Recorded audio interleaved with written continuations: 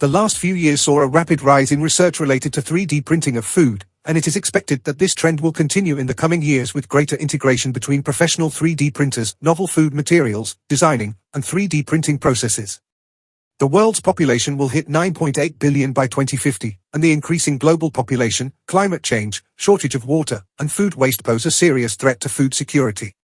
There is a growing concern about how to feed the extra mouths, and 3D food printing could be the key future food creator. The technology prevents food wastage. 3D bioprinting will print seafood and meat from cells with comparable taste and texture to the real thing, helping eliminate the world food crisis without animal cruelty, wasting water, or emitting carbon into the environment.